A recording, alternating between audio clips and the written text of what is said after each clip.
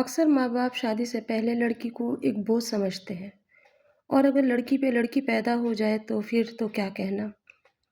کہیں نہ کہیں ان لڑکیوں کو وہ دل سے نہیں اپناتے، مجھے تو ایسا لگتا ہے، کیونکہ اگر دل سے اپناتے تو وہ لڑکیوں کے بارے میں سوچتے سمجھ کے پھر رشتے کرتے۔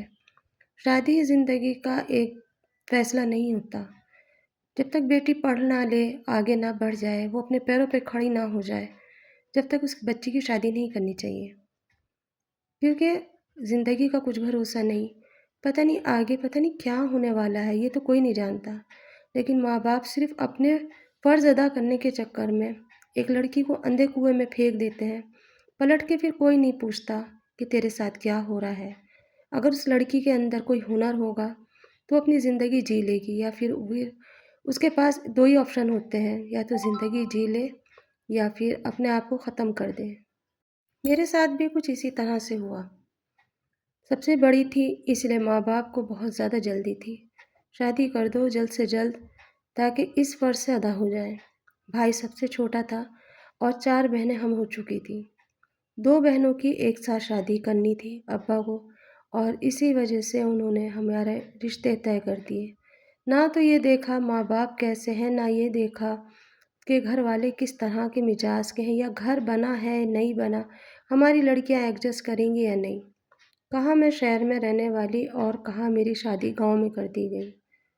چلو اس پہ بھی میں نے صبر کرا، لیکن جس گھر کے اندر شادی کری اس گھر کا ماحول تو بالکل ہی الگ تھا۔ صبح سے ان کے گھر میں لڑائی سے شروعات ہوتی اور گالیوں پہ رات میں ختم ہوتی۔ ایسی ایسی باتیں ہوتی جو میں نے کبھی سنی بھی نہیں تھی۔ شادی کے اگلے دن ہی میں نے ان کا سب کا رویہ الگ الگ دیکھا۔ کئی سارے بہن بھائی تھے، اسی لیے کھانے میں پکانے میں مجھے بہت پریشانی ہوتی۔ ایسا لگتا تھا جیسے کنبہ ہے۔ ان کی خوراکیں بھی بہت اچھی اچھی تھیں۔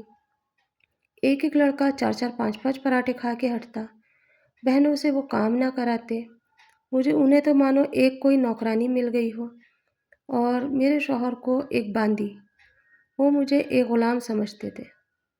شادی کے دوسرے دن ہی میں نے سب کا روپ دیکھ لیا تھا، کیونکہ جب وہ بارات لے کر ہمارے گھر آئے تو بتایا کچھ تھا اور لے کر کچھ اور آئے تھے۔ یہ تو اللہ کا شکر تھا کہ گاؤں کے اندر ایکتا ہوتی ہے، سب نے مل کے ہماری مدد کری اور پھر وہ شادی کو مکمل کرا۔ خیر وقت گزرا، کیونکہ میری شادی گاؤں میں لا کے ہی کی تھی، پرورش میری شہر میں ہوئی تھی۔ کبھی آپ سوچے کہ گاؤں بتا رہی ہے، تو رہن سہن میرا شہر میں تھا اور گاؤں سے گاؤں میں شادی کرائی گئی تھی، یعنی کہ میرا ددھیال گاؤں کا تھا۔ اس طرح سے میری شادی ہو کے میں اس گھر میں آ گئی۔ روز کی یہی بات تھی، صبح کھانا بنا کے ناشتہ بنا کے ہٹتی تو دوپہر کی باری آ جاتی، دوپہر کو پکاتے پکاتے تھک جاتی تو شام کب ہو جاتی پتہ نہیں چلتا۔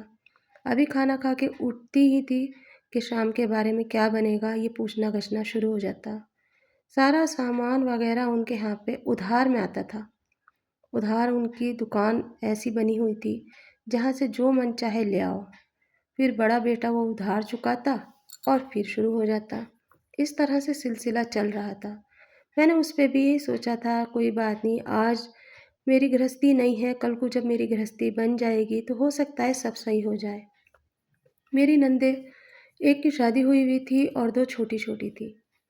ہر چھوٹی چھوٹی بات کو بڑا کر دینا، بھابھی یہ کر رہی ہے، میرے ہر چیز پہ نظر رکھنا۔ لیکن آس پڑوس والے بہت اچھے تھے، وہ میرے شوہر کو سمجھاتے اور کہتے کہ دیکھو تمہارے یہاں پہ ایک تو اتنی مشکل سے شادی ہوئی ہے، اور تم اس لڑکی کو اگر پریشان کرو گے تو ہم تمہارا ساتھ کبھی نہیں دیں گے۔ میرے شوہر کے دل میں کہیں نہ کہیں میرے لیے جگہ تھی، وہ مجھے پیار کرتے تھے، لیکن وہ گھر والوں سے مجبور تھے۔ سارا دن جاب پہ سے آنے کے بعد جب رات کو شکایتیں ملتی تو وہ سارا الجھل میرے ہی اوپر اتارتے تھے۔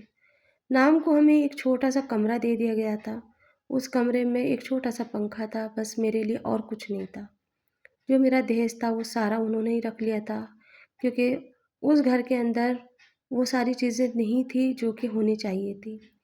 اس لیے مجھے میرا بیڈ اور ایک پنکھا دے دیا گیا تھا، جس کی وجہ سے میں اپنی گزر بسر آرام سے کر رہی تھی۔ سارا دن کام کرتی، تھک تھکا کے رات کو آ کے اپنے شوہر کے پاس بیٹھتی۔ کسی دن موڈ اچھا ہوتا تو بات کر لیتے، کسی دن خراب ہوتا تو بس لڑائی جھگڑے اور پٹائی کے سوا کچھ بھی نہیں تھا میرے پاس۔ اس طرح سے وقت گزرا اور 1 سال کا عرصہ ہو گیا۔ اسی بیچ میں نے ایک لڑکی کو جنم دیا۔ بیٹی جب ہوئی تو میری ساس کا موڈ خراب ہو گیا اور کہنے لگی بیٹی پیدا کی ہے۔ ویسے ہی ہمارے گھر میں تو بیٹوں کی پرمپرا چلتی چلی آئی ہے اور ایک اس نے پیدا کی ہے یہ بیٹی، جبکہ ان کی خود کی بھی 3 بیٹیاں تھیں۔ میں نے جب بھی صبر کرا اور بیٹے کے آس میں وہ کہتی تھی کہ مجھے نا مبارکی دینے والے آنے چاہیے، اور مبارکی کی وجہ سے میرے ہسبینڈ نے کہا کہ ہم جلد سے جلد دوسرا بچہ کریں گے اور وہ بیٹا ہی ہوگا۔ میرے حالات بہت زیادہ خراب ہو رہے تھے کیونکہ میں ججگی میں آرام نہیں کر پائی، میں بیمار رہنے لگی۔ مجھے میرے مائکے میں کبھی نہیں بھیجا جاتا، انہیں مجھے گھر پہ ہی رکھا کرتے کیونکہ گھر میں کام کرنے کے لیے میں ہی تو تھی۔ کبھی 4 دوست آ رہے ہیں تو کبھی 5 آ رہے ہیں، ان کا بھی الگ سے پکانا، اور باقی اتنے سارے دیور اور ساس نندوں کا سب کا کھانا پکانا میری ذمہ داری تھی۔ اوپر سے یہ کہا جاتا کہ وہ سواد ہی نہیں ہے اس کے ہاتھ میں جو میری ماں کے ہاتھ میں ہے۔ میں جب بھی برداشت کرتی، بس ایسے ہی وقت گزرتا گیا۔ دیوروں نے بھی ہاتھ اٹھانے شروع کر دیے تھے۔ ساس تو پہلے مارا کرتی تھی، اب تو وہ گھر سے بھی نکال دیتی تھی۔ میں اپنے گھر والوں کو نہیں بتانا چاہتی تھی کیونکہ میرے ابا جو تھے وہ سننا نہیں چاہتے تھے۔ وہ ایک ہی بات کہتے تھے، جس گھر میں ڈولی گئی ہے وہیں سے جنازہ نکلے گا۔ ہم نے تمہیں بیاہ دیا، ہمارا فرض پورا ہو گیا، اب تم جانو، تمہارا کام جانے، تمہاری قسمت جانے۔ اس طرح سے میری زندگی دوزخ بن گئی۔ اگلے ہی سال میں نے پھر ایک بیٹی کو جنم دیا۔ 2 سال میں 2 بیٹیاں ہو گئی تھیں۔ اب لوگوں کی نظریں میرے اوپر تھی، بیٹا نہیں ہوا، بیٹا نہیں دے گی، بیٹا ہوگا نہیں، ہر کوئی یہی کہتا۔ اب میرے ہسبینڈ بھی مجھ سے چڑنے لگے، اور میری ساس جو بھی دیکھتی نا بس وہی بات لے کے بیٹھ جاتی کہ بیٹیوں پہ بیٹیاں ہو رہی ہیں۔ ہمارے گھر میں تو میں نے ایک ساتھ 6 لڑکوں کو جنم دیا تھا، اور یہ بیٹیاں پیدا کر رہی ہے۔ بیٹیاں نہ ہو گئیں جیسے کوئی عذاب ہو گیا ہو۔ سننی پڑتی تھی، لیکن اس کے ساتھ ساتھ اب میرے اوپر اتیاچار ہونے لگا۔ مجھے روز مارا جاتا اور مجھے اس طرح سے ٹارچر کرا جاتا تاکہ میں یہ گھر چھوڑ کے چلی جاؤں۔ آخرکار وہ اس بات پہ کامیاب بھی ہو گئے۔ میرے شوہر کے سامنے ان کا مکھوٹا الگ ہوتا اور پیچھے الگ ہوتا۔ میرے سسر بھی مجھے بہت پریشان کرتے تھے۔ وہ یہ چاہتے تھے کہ کسی طرح سے میں اس گھر کو چھوڑ دوں۔ نندوں نے تو جینا ہی حرام کر دیا تھا۔ میں پریشان تھی کہ میں جاؤں تو جاؤں کہاں، لیکن ہاں اتنا پتہ تھا کہ اگر میں اس دوزخ سے نکل گئی تو زندگی جی لوں گی، ورنہ یہ مجھے یا تو جلا کے مار دیں گے یا کچھ کھلا کے مار دیں گے۔ کئی بار انہوں نے کوشش بھی بہت کی، پر اوپر والی کی مرضی تھی کہ میرے بچوں کی پرورش میرے ہاتھوں سے ہو۔ میں بچ گئی، اور اس طرح سے میں نے ایک دن ایک فیصلہ لیا۔ میں نے سوچ لیا تھا ماں باپ کے تو گھر جانا نہیں ہے، اب جاؤں تو جاؤں کہاں۔ پھر ایک دن مجھے دھیان آیا کہ میری ایک فرینڈ تھی، تو اس سے میں نے فون پہ بات کی اور اسے ساری چیزیں بتائیں۔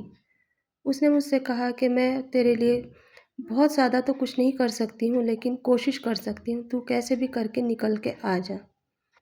بس میں اس دن اپنے گھر سے اپنے میکے کے لیے بول کے نکلی کہ میں میکے جا رہی ہوں، اور میں وہاں سے نکل کے پہلے اس جگہ پہنچی جہاں مجھے رہنا تھا، جہاں میں جانتی پہچانتی تھی سب کو، جہاں میری ماں باپ پہلے سے رہتے تھے۔ اب تو انہوں نے بھی جگہ بدلی کر لی تھی، اور وہاں پہ میں اپنی دوست کے یہاں پہنچی، اور میری دوست نے مجھے ایک کرائے کا روم دلایا اور کہا کہ میں اس کا رینٹ بھرتی رہوں گی، تم اپنے پیروں پہ کھڑے ہونے کی کوشش کرو۔ سچ مانو، میرے وہاں سے نکلنے پہ نہ تو کسی نے مجھے ڈھونڈا، نہ کسی نے کوئی خبر کری، پتہ مجھے سب چلتا تھا، کسی پہ کوئی فرق نہیں پڑا۔ میرے نکلنے کے بعد میں بہت جلد میرے ہسبینڈ کی دوسری شادی کر دی گئی، اور میں اپنے بچوں کے لیے اسٹرگل کرتی رہی۔ شہر آنے کے بعد میں ساری چیزیں میرے لیے انجان تھی۔ بہت سارا سامان میری دوست نے دیا تھا، تو کچھ آس پڑوس کے لوگوں نے میری مدد کری، اور مجھے وہاں رہنے کے لیے سر چھپانے کے لیے جگہ مل گئی۔ جگہ ایسی اتنی تنگ تھی کہ میں آپ کو بتا نہیں سکتی۔ سب سے اوپر کا روم تھا، اور جس کے اوپر ٹین پڑا ہوا تھا۔ میں بچوں کو لے کے رات اور دن وہیں رہی، اور اپنے لیے میں نے ایک جاب ڈھونڈی۔ مجھ سے زیادہ کچھ کام نہیں آتا تھا، اس لیے میں نے پارلر کے اندر ایک اپنی جاب لگائی جھاڑو پوچھے کی۔ اس کے ساتھ ساتھ میں صفائی کرتی، پورے دن کی ڈیوٹی دیتی، اور ساتھ میں کام بھی نظروں میں نکالتی۔ ان سے میں نے اچھی دوستی کر لی، اور انہوں نے مجھے تھوڑا تھوڑا کر کے کام سکھایا۔ उस काम को करते-करते 1 साल गुज़र गया। यहाँ मेरी बेटियाँ भी बड़ी होती जा रही थीं। मैंने सोच लिया था कि अब जीना है और अपने बच्चों को उनके पैरों पे खड़ा करना है, ताकि कल को मेरी बच्चियाँ मुझे बददुआएँ ना दें। इस तरह से मैंने अपनी ज़िंदगी को बच्चियों के खातिर फ़ना कर दिया। स्ट्रगल करती रही, ज़िंदगी को झेलती रही और अपने बच्चों को लेके आगे निकलती गई। कभी-कभार मेरे माँ-बाप मुझसे मेरी खैर खबर ले लेते तो मैं उनसे कह देती थी जी रही हूँ अभी मैं। जिस दिन मर जाऊँगी तो उस दिन पता चल जाएगा, क्योंकि उनके यहाँ भी मेरा जाने के लिए मन नहीं था। ऐसे हालात में कहते हैं माँ-बाप साथ देते हैं, मेरा तो किसी ने नहीं दिया और मुझे बदनाम कर दिया गया कि पता नहीं मैं कौन-सा काम करती हूँ। ये तो मेरा ऊपर वाला जानता था। खैर, संघर्ष करते हैं तो कहते हैं ऊपर वाला भी साथ देता है। अपने दिल को, तन मन को मार के रही तो काम भी सीख गई और बहुत जल्द अपने पैरों पे खड़ी हुई। अब मुझे ना तो किसी का डर है और ना ही खौफ। मेरी ज़िंदगी है, मैं खुद जी रही हूँ।